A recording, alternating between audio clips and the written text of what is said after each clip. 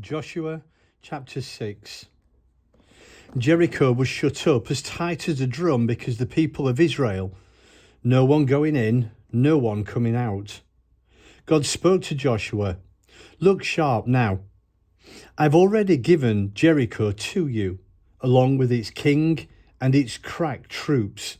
Here's what you are to do. March around the city, all your soldiers, circle the city once. Repeat this for 6 days.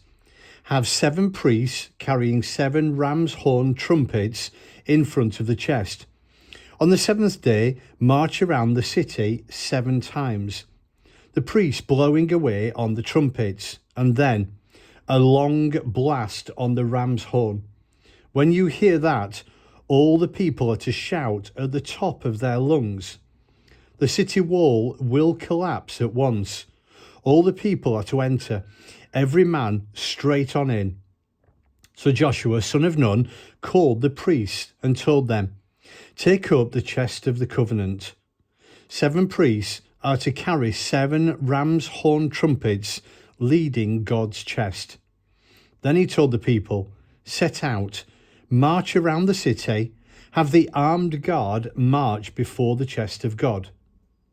And it happened, Joshua spoke, the people moved. 7 priests with their 7 ram's horn trumpets set out before God. They blew the trumpets leading God's chest of the covenant. The armed guard marched ahead of the trumpet-blowing priests. The rear guard was marching after the chest, marching and blowing their trumpets. Joshua had given orders to the people, "Don't shout. In fact, don't even speak, not so much as a whisper, until you hear me say, 'Shout.' Then shout away." He sent the chest of God on its way around the city. It circled once, came back to the camp, and stayed for the night. Joshua was up early the next morning, and the priests took up the chest of God. The 7 priests carrying the 7 ram's horn trumpets marched before the chest of God, marching and blowing the trumpets, with the armed guard marching before and the rear guard marching after, marching and blowing of the trumpets. On the 2nd day, they again circled the city once and returned to the camp. They did this 6 days. When the 7th day came, they got up early in the morning and marched around the city this same way, but 7 times. Yes, this day they circled the city 7 times. On the 7th time, around the priests, they blew the trumpet, and Joshua signaled the people, "Shout! God has given you the city. The city and everything in it is under a holy curse and offered up to God. Except for Rahab the harlot, she is to live, she and everyone in her house with her, because she hid the agents we sent.